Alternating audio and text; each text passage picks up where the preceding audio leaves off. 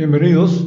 Esto es Homo Optimus, una producción de Total Sapiens para todos ustedes. Mi nombre es Sergio Anaya. El tema de hoy, o los temas de hoy, mejor dicho, son acerca del Tratado de Libre Comercio, el TEMEC, más la cuestión educativa y concluimos con lo que es la corrupción, en el caso específico del embajador mexicano en Argentina, que le dio por sustraer un libro de una librería sin pagarlo. Pequeños detalles, pero que cuentan mucho en un gobierno que se pretende muy honesto, más que honesto, siempre honesto, totalmente honesto, y que bueno, casos como este no le ayudan en mucho, y yo diría en nada, sino que le perjudica.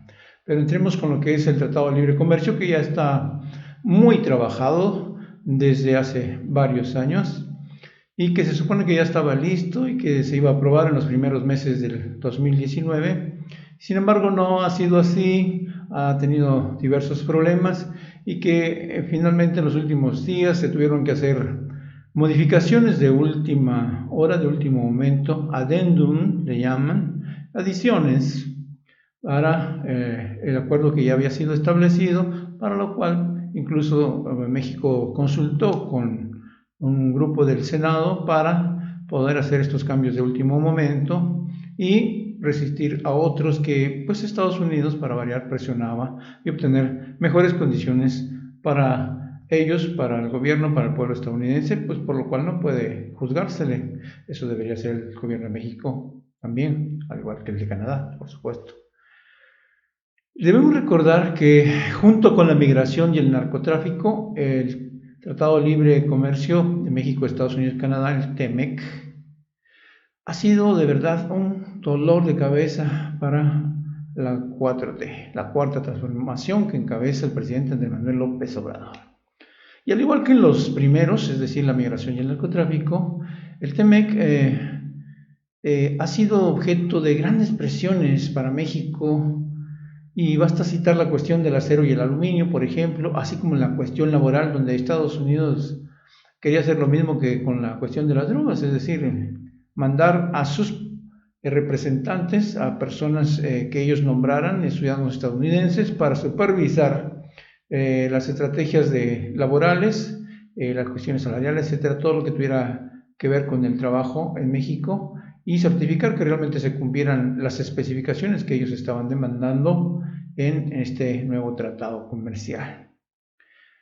Ese es el tipo de presiones que tiene que resistir el gobierno de México y que realmente no ha sido muy bueno desde mi punto de vista en estos tres casos: migración, narcotráfico y el Tratado de Libre Comercio. Pero bueno, ellos dicen que en los tres han salido victoriosos y triunfantes en esta 4T, cuando muchos vemos que realmente han tenido que ceder a las condiciones, a las presiones de los estadounidenses. Pero sigamos adelante. Esta presión finalmente se expresó, les decía, en esa reunión que tuvieron senadores y el Ejecutivo mexicano, para tratar de solventar esas diferencias y ver hasta qué punto estaban todos de acuerdo en ceder algunas de las medidas, como las cuestiones arancelarias al aluminio, al acero, la cuestión de la procedencia, porque México tiene la costumbre de importar muchas partes, no solo de Estados Unidos y Canadá, sino de Asia, particularmente de China, que se incorporan a los productos que son elaborados, manufacturados en este país y después se exportan a los Estados Unidos. Y Estados Unidos obviamente dice: oye, me estás haciendo ahí un dumping, me estás metiendo cosas que no son tuyas, que no son elaboradas en México, y las estás incorporando a los productos y me los vendes como si fueran tuyos. Esa era básicamente la situación, y bueno, han llegado a algún acuerdo para que, si no se eliminen, pues por lo menos queden retrasados un cierto periodo de tiempo, hasta 5 años en el caso del acero, por decir algo. Bien, pero vayamos más adelante ahora con el otro tema, la cuestión educativa. Los resultados famosos de esta prueba llamada PISA, que hace una evaluación de materias básicas como es el lenguaje, como son las matemáticas, como son las ciencias, en todo el mundo, ¿no? Se hacen grupos de estudio en diversos países para saber qué tanto van avanzando, y pues obvio, México no ha avanzado nada en los últimos 20 años y seguimos sumidos en no solo en la ignorancia, sino en una pésima educación para aquellos que tienen la oportunidad de acudir a los centros de estudio y que no pueden aprovechar las oportunidades que eso representaría para aprender realmente cosas significativas, cosas de valor que les permitan seguir adelante, no solo mantenerse en un estatus socioeconómico, sino adquirir una mayor proyección, una mayor capacidad para analizar los problemas del país, los problemas de la sociedad, de su familia y poder sacarlos adelante. Pero bueno, vayamos poco a poco en este caso. La educación en México, lo que es el periodo neoliberal, pues fracasó totalmente, a diferencia de la cuestión económica que fue diseñada y todo lo que se diseñó en materia económica funcionó, obvio, funcionó para ellos, porque así estaba pensado, así se hizo, con la finalidad de que un pequeño grupo se hiciera de miles de millones de pesos y otro pequeño grupo más reducido aún de miles de millones de dólares. No fue hecho para sacar a nadie de la pobreza, ni mucho menos. En fin, eso ya lo hemos visto en muchos otros comentarios y lo vamos a dejar hasta ahí en este momento. La cuestión educativa, entonces, sí ha sido terrible para nuestro país, porque eso significa que la juventud de hoy, los millennials para acá, pues están totalmente fuera de lugar, con una capacitación deficiente, con capacidades intelectivas disminuidas en materia de lenguaje para poder entender lo que se lee, para poder expresar las ideas, para poder siquiera hacer las cuentas necesarias, es decir, las habilidades matemáticas y lo que se decía también de las cuestiones que son de educación en general. No podemos hacer a un lado esta situación que afecta no solo a México, sino a todo el continente americano. Y sin embargo, lo que es los países latinos, tenemos situaciones como la de Brasil, obviamente la de Costa Rica, República Dominicana, Colombia, Perú, Chile, Argentina, cuyos resultados pues, no son representativos, porque solo se aplicó en la ciudad autónoma de Buenos Aires, por ejemplo. Uruguay y Brasil, igual, en la aplicación de este examen de PISA de 2018 también se participó Panamá, con resultados pues evidentemente no muy positivos. La única nación, dice este texto, que es de El Economista, que mostró un avance significativo en alguna de las materias de 2015 a 2018 fue Perú.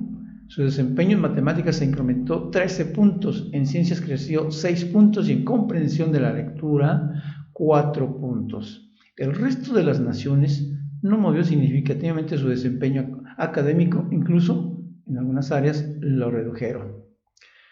En lo que se refiere a la excelencia académica, sí, aunque se no lo crea, hay casos mínimos, pocos, pero existen en los países latinoamericanos, hay niveles de excelencia también, y luego se visten, se ponen esas medallas los gobiernos diciendo que la educación está muy bien, es excelente, cuando en realidad se debe a logros personales, a capacidades de individuos que tienen un nivel de inteligencia superior al promedio y que les permite aprender a pesar de las deficiencias del sistema educativo nacional.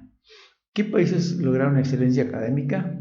Pues tenemos el caso de Uruguay, claro, en Uruguay se ha destacado mucho en los últimos años en políticas sociales y en educación, por lo que se ve también, ha estado pegando muy bien. Sin embargo, ahora se cargaron a la derecha políticamente, lo cual no habla muy bien tampoco de ellos, pero bueno, ojalá que sea para mejorar y no para reducir todo lo que habían avanzado estos años. Chile también tuvo un crecimiento en materia de excelencia académica a 3.3. Recuerdo estos porcentajes, le puede parecer muy poco, 3.3 realmente es mínimo. Brasil 2.2%, Colombia 1.2% y Costa Rica 0.9%. Y sabe usted, Perú hasta 0.6%. México y Perú, perdón, a 0.6%, República Dominicana al 0.1%. ¿Qué significa que México tenga un 0.6? Bueno, pues que Chile y Brasil tienen como 10 veces más, un 1000% más de avance en materia de excelencia académica que México. Así de sencillo, en pocas palabras. Menciono ahí los casos de Brasil y México, este análisis que se hace del examen de PISA, porque tanto Brasil como México crecieron realmente en cuestión económica. Fue Brasil la novena economía más grande del mundo en 2018 y México ocupó la posición número 15. Sin embargo, en casi 20 años no han logrado mejorar el nivel educativo de sus habitantes.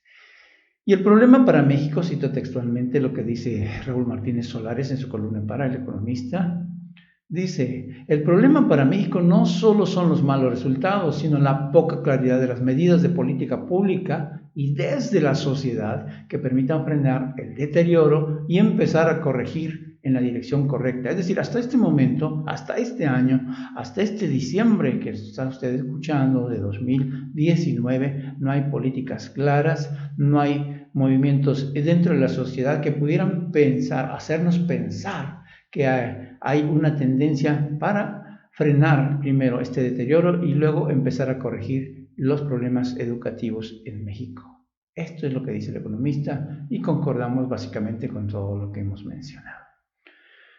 Consecuencia de esto, no. Pasamos a otro tema. Lo que hizo el embajador mexicano en Argentina de intentar robar un libro, pues realmente no sé cómo llamarlo.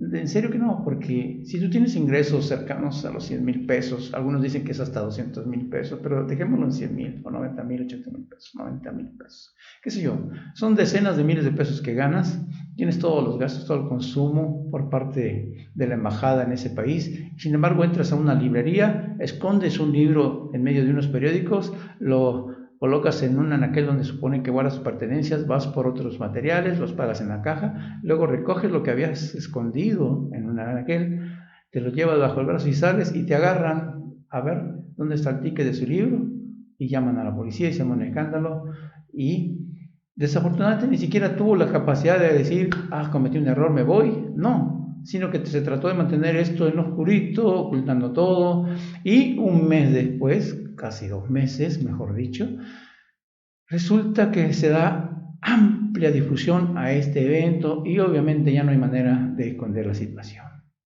Sí, es el embajador Oscar Ricardo Valero Recio Becerra, el embajador de México en Argentina, quien realizó estas acciones. Y usted lo puede creer de cualquier joven, de cualquier padre de familia, pero es un señor de más de 70 y tantos años y que sin embargo incurre en esta acción y el presidente de México lo llama, fue un error y todos cometemos errores. Sí, pero ¿qué error? ¿Y dónde lo cometes? Y no es cualquier error. Y para un gobierno que se dice honesto, ni siquiera debería de pensarse. En primer lugar, el señor debió haber renunciado de inmediato, si realmente era una persona honesta. Pero no, se ve que no lo es. Y no porque haya intentado sustraer un libro, y no porque no tenga una trayectoria como lo defendió el presidente López Obrador, sino por pura coherencia, para defender el proceso. Estás en un proceso y muchos lo han hecho en la actual administración, han renunciado al primer error que cometieron, dijeron, señor, aquí está mi renuncia, no queremos afectar su gobierno, lo que es la transformación que usted encabeza, gracias por la oportunidad, no solo se disculpan, sino que se van. Y eso está bien, pero el señor no. Y todavía el presidente lo defiende, por Dios. ¿De qué manera puedes defender algo como eso? No lo sé. El video está ahí, es claro, es muy evidente. Ni siquiera ha habido una declaración donde el embajador lo niegue. Y bueno, solo se espera que una vez ya en México, donde ha sido llamado por el canciller Marcelo Ebrard, pues presente sus credenciales, diga gracias y adiós. Y por lo menos debería disculparse con el pueblo de México y con el pueblo de Argentina por esa acción. De cualquier modo, de alguna manera le da la razón al presidente, porque una persona con toda su trayectoria en el ámbito de la diplomacia, con grandes capacidades académicas, incluso siendo investigador de la UNAM, otra institución a la que dejan mal, no solo al país, pues resulta que comete este acto y ahora pues el descrédito no solo es para él, sino para el gobierno mexicano y para los mexicanos en general. Pero bueno, les decía, la corrupción entonces no tiene que ver ni con la experiencia, ni con la trayectoria académica, ni los conocimientos, ni la inteligencia. La corrupción tiene que ver con la falta de honestidad. Y el señor ha demostrado ser una persona deshonesta y debe salir de la diplomacia mexicana y del gobierno y de cualquier otra oportunidad que pudiera tener, porque además ya está grande, que se jubile y se vaya a su casa y que a ver a quién de su familia le puede sustraer algo. Ese ha sido nuestro comentario de hoy. Yo les agradezco su atención y les recuerdo que estamos en Facebook y Twitter como Total Sapiens, al igual que en YouTube. Y esta y otras informaciones las puede usted consultar en www.totalsapiens.com.